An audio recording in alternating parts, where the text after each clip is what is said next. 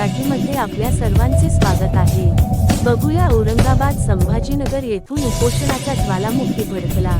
दुसऱ्या दिवशीही उपोषण तीव्र, प्रशासनाचा दुर्लक्ष। मागण्या मान्य होईपर्यंत उपोषण थांबणार नाही। बातमी छत्रपती संभाजीनगर येथून। मराठवाड्यात भ्रष्टाचाराविरोधात पेटलेला संघर्ष आता निर्णायक टप्प्यात पोहोचला असून उपोषणाचा दुसरा दिवसही तितक्याच तीव्रतेने सुरू आहे। प्रशासन मात्र या उपोषणाकडे दुर्लक्ष करत असल्याने आंदोलन अधिक चिघळण्याची चिन्हे दिसत आहेत। विभागीय आयुक्त कार्यालय छत्रपती संभाजीनगर येथे सुरू असलेले हे आमरण उपोषण आता जनाक्रोशाचे केंद्र बनले आहे। 20 एप्रिल 2026 पासून अन्याय, अत्याचार, भ्रष्टाचार विरोधी समिती, महाराष्ट्र राज्य यांच्या वतीने सुरू करण्यात आलेले हे बेमुदत उपोषण दुसऱ्या दिवशीही अखंड सुरू आहे। विविध जिल्ह्यांतील कार्यकर्ते, पदाधिकारी आणि नागरिक या उपोषणात सक्रिय सहभागी झाले असून एकच मंच, सर्व समस्या या ध्येयाने हे उपोषण आंदोलन उभे राहिले आहे। मराठवाड्यातील अनेक गंभीर तक्रारी प्रशासनाकडे वारंवार देऊनही कोणतीही ठोस कारवाई न झाल्यामुळे संतप्त नागरिकांनी अखेर उपोषणाचा मार्ग स्वीकारला आहे। न्याय मिळेपर्यंत उपोषण सुरूच राहणार अशी ठाम भूमिका उपोषणकर्त्यांनी घेतली आहे। दरम्यान प्रशासनाने अद्याप उपोषणकर्त्यांशी कोणतीही ठोस चर्चा न केल्याने आंदोलनकर्त्यांमध्ये नाराजी वाढत आहे। उपोषणकर्ते म्हणतात की वारंवार निवेदने देऊनही दुर्लक्ष झाल्यानेच आम्हाला आमरण उपोषणाचा मार्ग स्वीकारावा लागला।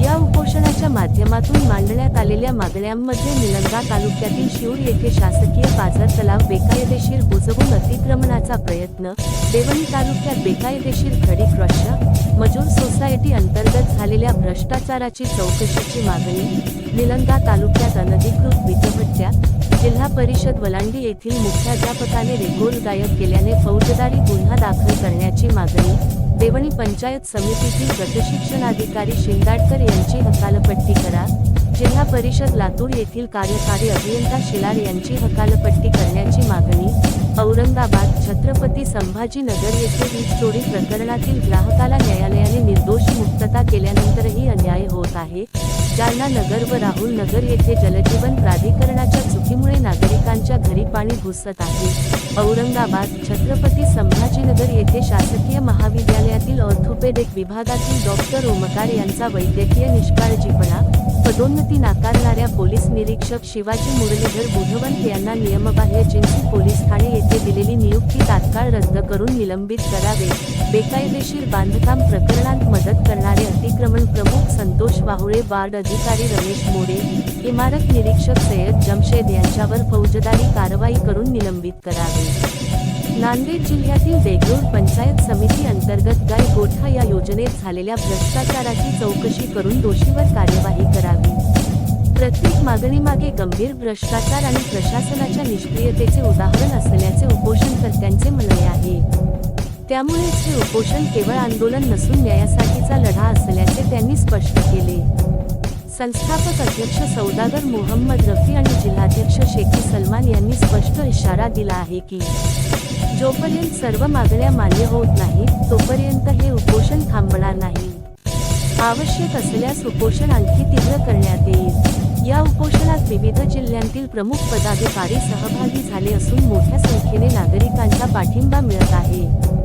या उपोषणामध्ये संस्थापक अध्यक्ष सौदागर मोहम्मद रफी, प्रदेश कार्याध्यक्ष माधव मारकवाड नांदेड, परभणी जिल्ह्यातून मारुतीराव ढाले, जालना जिल्ह्यातून राम राठोड, पिराजी गायकवाड, छत्रपती संभाजीनगर जिल्हाध्यक्ष शेख सलमान, जिल्हा सचिव फिरोज खान पठाण, जिल्हा उपाध्यक्ष बदरुद्दीन, शहराध्यक्ष सय्यद अझरुद्दीन, जिल्हा सदस्य शेख अनीस, शेख रऊफ, शौकत कुरेशी, इमरान खान, असलम शेख, कन्नड तालुकाध्यक्ष जावेद खान पठाण, लातूर येथून रमेश खताळ, तानाजी भंडे, शेख फयाज व अनेक पदाधिकारी उपोषणामध्ये सहभागी आहेत।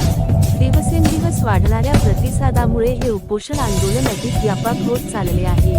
सध्या तरी प्रशासनाच्या भूमिकेकडे सर्वांचे लक्ष लागले असून हे उपोषण किती दिवस चालणार आणि प्रशासन कधी जागे होणार हा मोठा प्रश्न निर्माण झाला आहे। ताज्या घडामोडी जाणून घेण्यासाठी आमच्या केसरी न्यूज मराठीला या यूट्यूब चॅनेलला सबस्क्राईब करा। बेल आयकॉनवर क्लिक करा, लाईक, कमेंट, शेअर करायला विसरू नका। अर्धापूर महाराष्ट्र।